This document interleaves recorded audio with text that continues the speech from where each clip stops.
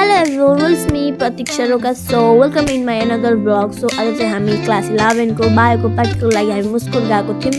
हेर्न सक्नुहुन्छ आज हामीहरु बायोको प्र्याक्टिकलको लागि हामी मुस्कुलमा हामी हेरे जान्छौं।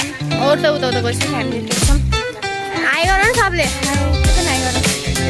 High guys. वा आस्ति हाई गर्न। हाई गाइस खोलो पनि छ। ब्याग हुन्न? ब्याग हुन्न हात। Bag guys. As you can तपाईले थाहा पाउनु होला हामी मुस्कुल आएको छौं बायोको प्र्याक्टिकलको लागि अनि दुईटा चाहिँ यहाँ रेस खेलिरहेछन्। म फेरि इनलाई भेट्न लागि म दौडिरहेको छु इनको पछि फटाफट गएँ। अर्जुन चाहिँ आफू त ब्लग बनाइरहेको थिए हेर्न दौड अघि गइछु न तिमीलाई फेरि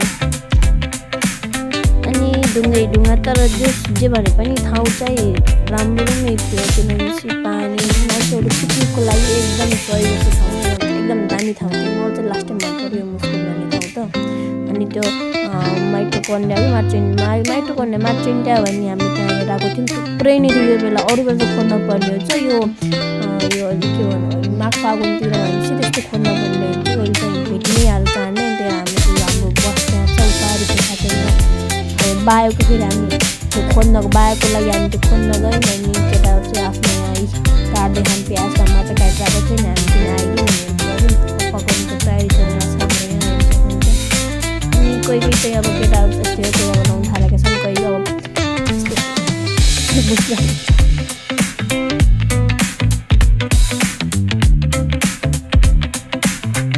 तल चाहिँ यिनीहरूले काम गर्दै थियो यिनीहरूलाई अलिकति काम गरेर सो म चाहिँ माथितिर आएको थिएँ हल्का मिलाएर कति दामी ठाउँ छ कस्तो राम्रो ठाउँ छ त्यहाँ चाहिँ म फेरि हल्लदै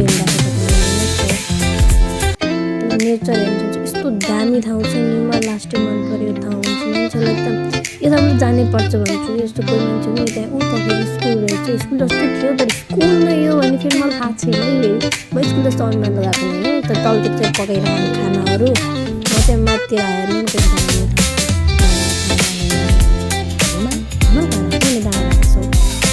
अनि म तल आइसकेको थिएँ अनि मलाई खोजेको रहेछ म चाहिँ माथि अनि मैले खानसानो खाइसकेको थिएँ सब काम खाएर अनि अब एकछिन नाचगान सुरु भयो हेर्नु चाहिँ उहाँ नाच्दा थियो कस्तो राम्रो नाचेछन् भनेर